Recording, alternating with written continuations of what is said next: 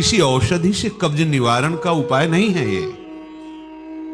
बहुत सावधानी की जरूरत। आपके गुदाद्वार में रोग हो जाएगा, आपको गैस बनने लगेगी, एसिडिटी और भी रोग आ सकते हैं। फिर आप क्या करेंगे?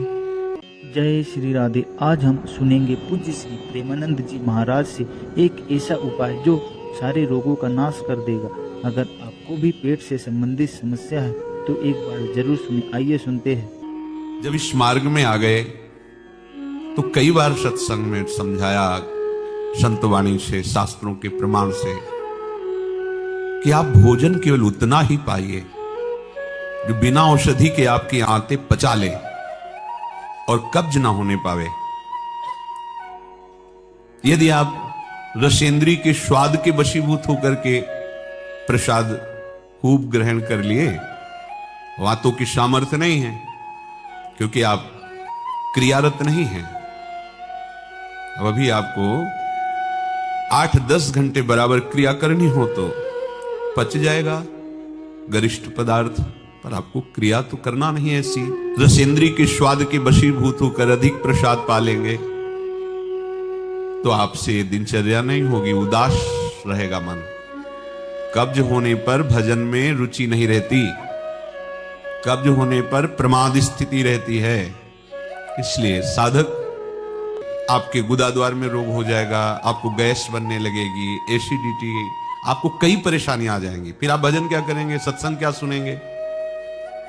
साधु की, उपासक की, साधक की एक दिनचर्या होती है। ऐसा नहीं होता कि मनमानी आचरण। आपकी दिनचर्या सही नहीं तो आपका भजन कहां से सही होगा? आपका जब पेट साफ रहेगा तो आप आराम से प्रसन्न मुद्रा में भजन कर सकते हैं। आपकी आंतों की सामर्थ्य, समोसा, चटनी और ये मूंग का आपको कई परेशानी आ जाएंगी। फिर आप भजन क्या करेंगे, सत्संग क्या सुनेंगे? साधु की, उपासक की, साधक की एक दिनचर्या होती है। ऐसा नहीं होता कि मनमानी आचरण। आपकी दिनचर्या सही नहीं तो आपका भजन कहां से सही होगा? आपका जब पेट साफ रहेगा तो आप आराम से प्रसन्न मुद्रा में भजन कर सकते हैं। आपकी आंतों की सामर्थ्य, समोसा, चटनी और ये मूंग का हलवा, ये विविध प्रकार के पदार्थ पचाने की नहीं है। ये उनकी है जो बहुत मेहनत करते हैं, किसान हैं, सेवा कार्यरत हैं। आपको तो बस मूंग की दाल या घिया की सब्जी और 2 रोटी प्राण पोषण के लिए चाहिए। प्रसाद पाने के बाद आपको लगे कि मैं अभी 2 रोटी पा सकता हूं, इतने में बंद कर दो, क्योंकि हमें पानी भी इसमें डालना है, वायु के लिए भी खाली रखना है, पूरा यहां से नहीं ठांस लेना है। इसके बाद तुम घूमो वैद्यों के पास कि कब्ज है, पेट में गर्मी है, धातु रोग हो गया है, ये सब लक्षण तुम्हारी प्रमाद स्थिति के हैं। मनमानी आचरण।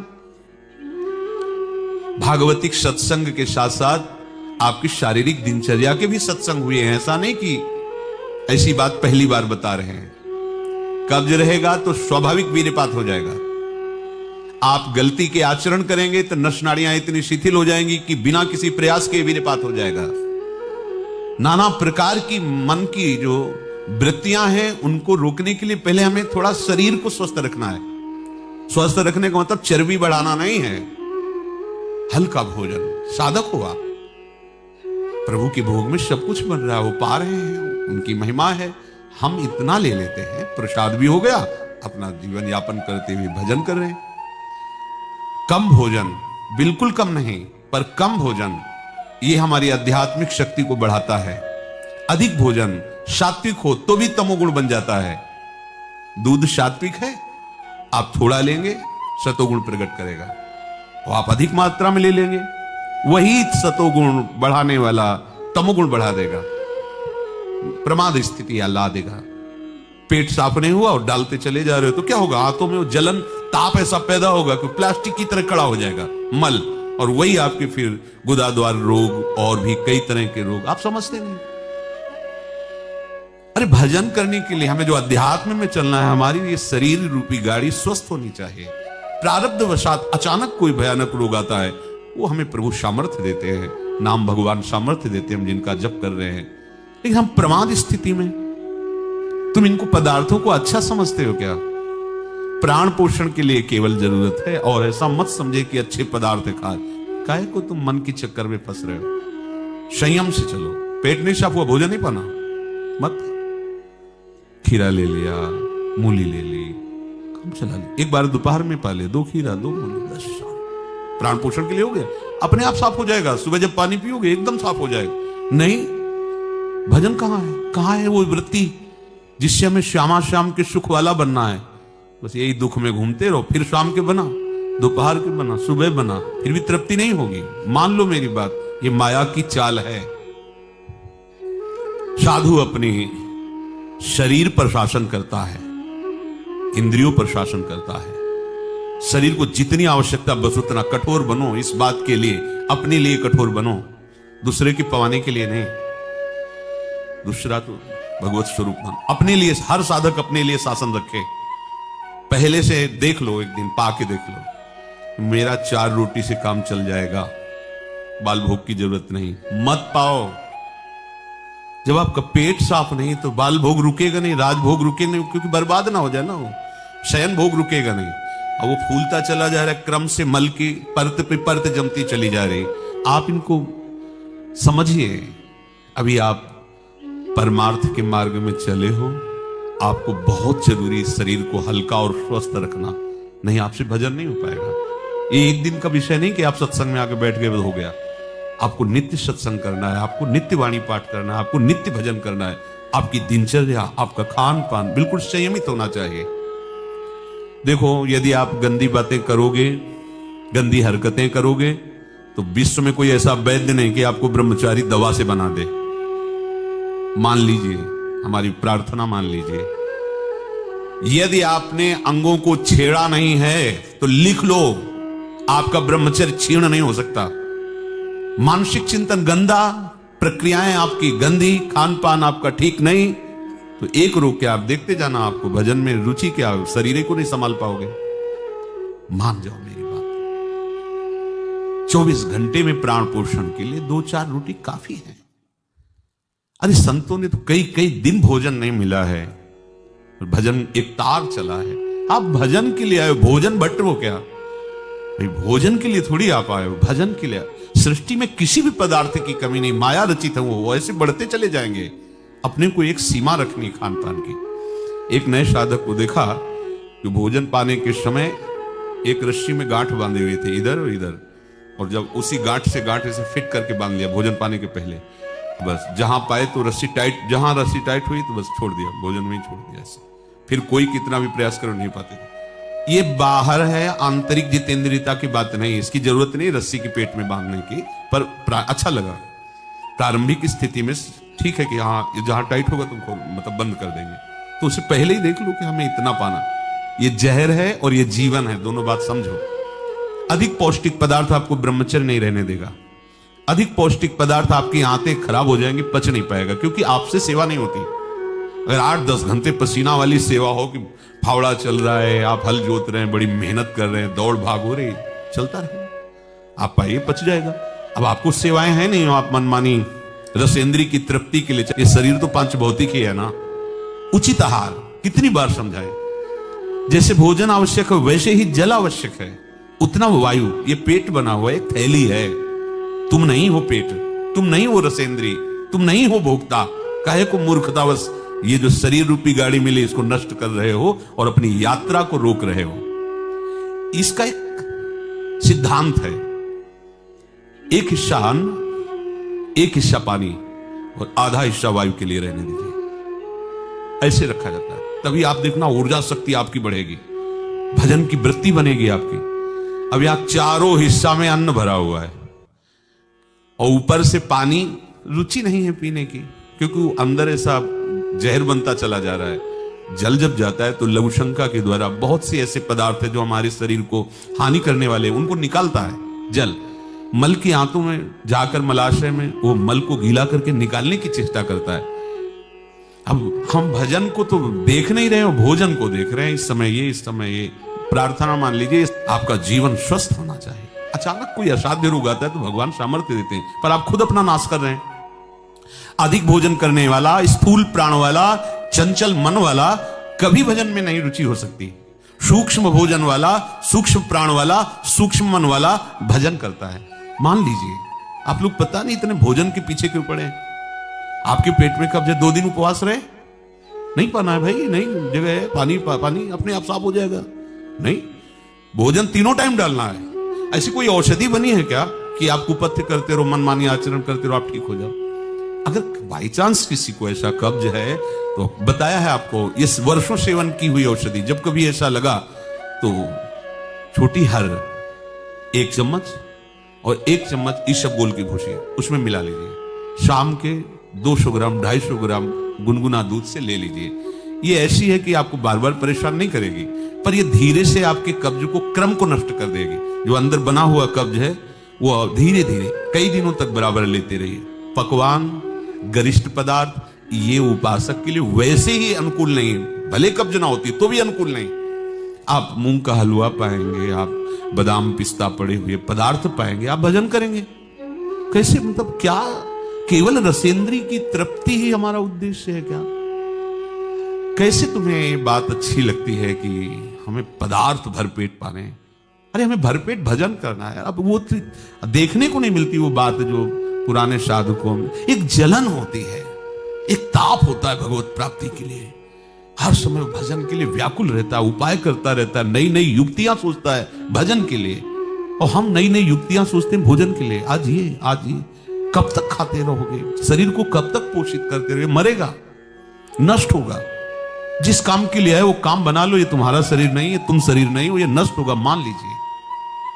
आप यदि गलत क्रिया नहीं कर रहे हैं और आपका पेट साफ है तो विश्वास मानो, ये ब्रह्मचर्य वो चीज नहीं कि स्वाभाविक नष्ट होती जाए।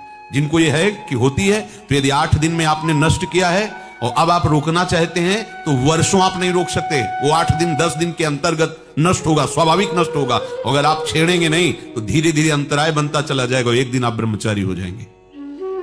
अगर आप कोई ऐसी गलत क्रिया करते हैं, गलत आहार करते हैं, तो ही ऐसा है। नहीं, ये कोई ऐसी नहीं कि स्वाभाविक प्रवाहित होता रहे, ऐसा नहीं। ये आपकी गलती का परिणाम है। आपने बहुत ही गलत कार्य किए, अपने ऊपर गलत किया, इसीलिए आपकी ये दुर्दशा है कि आपकी धातु जाते। ये धातु रुक जाते हो किनको होते हैं? विषयी पुरुष को, पामरों को, जो नीच प्रकृति से नीच क्रियाएं करते हैं। ऐसे ये धातु कोई ऐसी चीज थोड़ी कि स्वाभाविक निकल जाती है, ऐसा नहीं है। एक मनोवाह नाड़ी है अंदर। भीष्म पितामह जी परम ब्रह्मचारी है, वर्णन करते हैं। अगर उसको ताप नहीं पहुंचा मनोवाह नाड़ी को तो वीरपात हो ही नहीं सकता। ये तभी पात होता है जब उसका ताप की 2 प्रक्रियाएं, पहला चिंतन, दूसरी क्रिया। अगर आपने कामाशक्त होकर चिंतन किया तो कामाग्नि मनोवाह नाड़ी को ताप से युक्त कर देगी। अब वो क्रिया हो ना हो, वो आपका नष्ट हो जाएगा। आपने कोई क्रिया की तो नष्ट हो जाएगा, ये कोई सवाल ही नहीं उठता। ये नई नई अवस्था के बच्चे धातु रोग से ग्रसित हो रहे हैं, कमर दर्द कर रही है, आंखों में कम दिखने लगा है, ये परेशानियां वो परेशानियां। इसका कारण आप हैं। आप देखिए ना, इस विषय पर कोई चर्चा नहीं करना चाहता, ना सुनना चाहता है। केवल पशुवत आचरण के लिए छूट मिल जाए बस। सावधान रहिए, ये जीवन खिलवाड़ नहीं, चाहे आप गृहस्थ हो चाहे विरक्त हो। ये जो ब्रह्मचर्य है ये आपको अच्छा गृहस्थ बनाएगा, ये ब्रह्मचर्य आपको अच्छा उपासक बनाएगा। अगर आप इसको यूं ही छीण करते रहे, चाहे गृहस्थ हो या विरक्त हो, तो आप किसी काम के नहीं रह जाएंगे। ध्यान रखना, किसी काम के नहीं रहे। कुछ दिनों के बाद आपके शरीर में जगह जगह पीड़ाएं होने लगेंगी, चिंतन आपका सामर्थ्यशाली नहीं रह जाएगा, स्मृति शक्ति आपकी लोप होने लगेगी, और जिसे आज की भाषा में डिप्रेशन कहते हैं उसके शिकार हो जाओगे। देख लेना, आप देख लेना, मान लेना। ब्रह्मचर्य ऐसी सामर्थ्यशाली, एक बार श्लोक बोलो कंठस्थ हो जाएगा। अगर शरीर स्वस्थ है, कोई अन्य औषधियां या अन्य इस तरह के विकारात्मक पदार्थ अंदर नहीं जाते, और ब्रह्मचारी तो एक बार पूरी बात बोल लो, चाहे जब सुन लेना वो जीवन में सुनाई दे देगी। आपको स्मृति नहीं, प्रभु की स्मृति नहीं, आपको अपनी दिनचर्या की स्मृति नहीं। साधक का दर्शन मात्र सुख प्रदान करता है। कैसा स्वरूप होता जा रहा है, कैसी आपकी भावना बनती जा रही, कैसी आपकी दिनचर्या होती जा रही, कभी लौट कर देखो ना अपने जीवन में। सबसे प्रार्थना है, केवल प्राण पोषण के लिए ही भोजन है, स्वाद के लिए नहीं है। ये इंद्रियों के विषयों में मत फंसो। कुछ दिन तो आप ऐसा करके देखो। अब ऐसा भी नहीं कि हट करके आप शरीर को नष्ट करने वाला चेष्टा शुरू कर दो, वही हम आधी रोटी पाएंगे या ऐसा नहीं, तो कई दिन चलेगा। युक्ताहार विहार से उचित भोजन करो, कई बार कहा है, शरीर को यदि कमजोरी महसूस हो रही तो दूध ले लिया, नहीं महसूस हो रही तो हाथ जोड़ दिया। नहीं आवश्यकता नहीं, जब होगी तो ले लेंगे, घर ही तो है ना। आवश्यकता है फल ले लीजिए, नहीं आवश्यकता है नहीं डालेंगे शरीर में। फल क्यों डालें, जरूरत नहीं तो हम क्यों डालें। जितनी आवश्यकता हो उतना भोजन पाया, नहीं तो राधे श्याम और पाइए आप। हमारा एक बार से काम चल जाता भोजन से, नहीं पाना 3 बार बाल भोग राज भोग, सब क्यों आप इस पे परेशान हो रहे। ऐसी ये दिनचर्या आप लोगों की कोई भी हो ठीक नहीं है। आप भगवदाकार वृत्ति नहीं कर पाएंगे। वृत्तियां तो वही, चाहे शरीर में लगा लो चाहे प्रभु में लगा लो।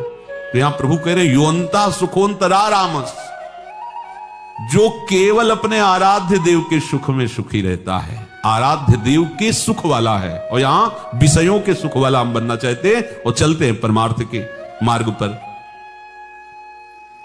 सावधान रहिए, बाह्य विषय दुख योनया हैं, आप देख लीजिए भगवान के वचन है, इनसे दुख ही प्रकट होगा। उचित आहार, बहुत संयम चाहिए साधु को, बहुत संयम चाहिए। चाहे साधु का मतलब हम केवल भेष से नहीं ले रहे, साधुता के मार्ग से ले रहे हैं, भगवत प्राप्ति के मार्ग से ले रहे हैं। ये आहार विष भी है और अमृत भी है, दोनों बातें जान लीजिए। क्षुधा रूपी व्याधि की केवल चिकित्सा भोजन से करनी है। ये विलासिता बंद करो अपनी जबान की। बनने को सृष्टि में सब कुछ है, सब कुछ के भोक्ता हो क्या तुम? ऐसे श्री जी की रसोई में सब कुछ बन रहा है, तुम सबके भोक्ता हो क्या? प्रसाद में वो देखा जो हमारी आते पचा सकती, थोड़ा डालो, रात दिन भजन में रहो। जो अधिक भोजन करने वाला है वो मानसिक निरंतर नाम जप नहीं कर सकता, पक्का नहीं कर सकता। बातें बनाने से नहीं होती, जब मार्ग में चला जाता है तब पता चलता है। अगर आप अभी सावधान नहीं हुए तो आगे चलकर आपका शरीर और गिरेगा अवस्थागत, और भी रोग आ सकते हैं। फिर आप क्या करेंगे? मन प्रभु में नहीं लगाए तो फिर आप क्या करेंगे? गया ना जीवन। हमें वर्तमान में अपनी साधना का फल देखना है। आगे भगवत प्राप्ति होगी, प्रेम में डूबेंगे, वो प्रभु जाने। हमें वर्तमान में ये फल देखना है कि मेरा हर समय भजन होता है कि नहीं होता। जो उपासक केवल भगवत सुख में मगन रहता है, हमारा सबसे बड़ा साधन का फल है स्मृति। निरंतर हमारा चिंतन, चेष्टाएं, मनन, कथन, श्रवण मेरे प्रभु का ही होता है कि नहीं। प्रमाद स्थिति वाला कर सकता है। पेट बढ़ता चला जा रहा है, चर्बी शरीर की बढ़ रही, उठने झुकने में परेशानी, भजन करो। ये ऐसा क्यों हो रहा है? बिना आहार के हो रहा है क्या? अभी चलो आप ठीक से, अभी सूख जाओगे, अपने आप सही हो जाओगे, तुमको कोई दवा खाने की जरूरत नहीं है। आपका तप बढ़ेगा, आपकी पवित्रता बढ़ेगी, आपका तेज बढ़ेगा, आपका भजन बढ़ेगा। अल्पाहार करो, शांत प्रसन्न रहोगे। देखो ना, जब पेट साफ हो, शरीर स्वस्थ हो, शांत एकदम, मन बुद्धि एकदम सतोगुण में स्थित है, आनंद आ रहा है। 2 रोटी दोपहर के लिए ली, 2 रोटी शाम के लिए, खूब भजन करो। बनने को कुछ भी बने, यही तो खास बात है। हर वस्तु उपस्थित है, लेकिन आपको केवल अपने जीवन पोषण के लिए लेना है। यह थोड़ी कि सब कुछ है। यही आपकी जितेंद्रियता की परीक्षा है। जो अच्छे पदार्थ बने उनकी अच्छी भावना मत रखो, वो तुम्हारे भजन के नाश का कारण बनेंगे। यह अनुभव की बात करते हैं। थोड़ा लेंगे, कभी बाई चांस वाली बात अलग है। थोड़ा गुलाब जामुन बट रहे, 1 रख, मन कह रहा 20, 1 रख दीजिए बस। पहली बार कह दिया, अब दोबारा हमसे मत पूछना। कोई पदार्थ थोड़ा रखिए। आप इस बात को समझो, ये प्रवचन में कहने की बातें नहीं, पर इसलिए समझा रहे कि जैसे घर के सदस्यों को तो ऐसे हम आपको बता रहे, घर के सदस्य जैसे, ये बहुत आवश्यक है। ये भोजन जहर भी है, अमृत भी है, दोनों बातें समझ लो। ये आपका जो समय बर्बाद हो रहा है ना, नींद, प्रमाद स्थिति, निरंतर भगवदाकार वृत्ति न रहना, ये सब इसका मूल कारण आपका आहार है। कई दिन भोजन नहीं मिलता साधुओं को। ऐसा नहीं कि ऐसे कहीं डाउन मिले, ऐसा नहीं होता। उनका सिंहवत स्वभाव रहता है, क्योंकि संयम, साधु का अस्त्र संयम है, उपासक का अस्त्र संयम है। मान लो आप लोग संयम के मार्ग पर चल रहे हो, उतना केवल भोजन आज से पाओ। हमारी प्रार्थना मान लो, आज्ञा मान लो, उतना पाओ। सेवा में तुम्हें थकान न महसूस हो, प्रमाद स्थिति न हो, पेट में कब्ज न हो, मन प्रमाद में स्थित न हो। सूखी रोटी और दाल पाने वाले का मन काम चिंतन नहीं करता, ध्यान रखना। वो हलवा, पूड़ी, कचौड़ी, रसगुल्ला खा के देख लो, अगर काम चिंतन न हो तो बताना। ये प्रवचन पर्सनल है, आपके लिए है, अपने लिए है। इसको धारण करो, तभी आगे बढ़ोगे। आप खान पान अपना ठीक नहीं रखेंगे तो साधना आपकी नहीं बनेगी, आप निराश हो जाएंगे भगवत मार्ग से, और प्रमाद स्थिति जरूर आ जाएगी अच्छे पदार्थ पाने वाले को। आप चैन से सो नहीं सकते, इंद्रियां आपको सोने नहीं देंगी। थोड़ा सा तो आप इस बात को समझिए, आप किस मार्ग के प्रतीक हैं। आप अच्छे अच्छे पदार्थ पाएंगे और चैन से सो जाएंगे, ऐसा कैसे हो सकता है? इंद्रियां बहुत बलवान, बलवान इंद्री ग्रामो विद्वानम अपि कर सती, बड़े बड़े ज्ञानियों और विद्वानों को भी भ्रष्ट कर दे वो इंद्रियां, प्रमथन स्वभाव वाली। वो आप रसगुल्ला और हलवा खा करके सोचते हैं कि हम अपनी इंद्रियों पर विजय प्राप्त कर लें। कभी थोड़ा प्रसाद रूप अलग बात है। अगर ये उपाय आपके जीवन को लाभ दे तो इसे दूसरों तक भी जरूर पहुंचाएं। ऐसे ही दिव्य मार्गदर्शन के लिए चैनल को सब्सक्राइब करें। राधे राधे।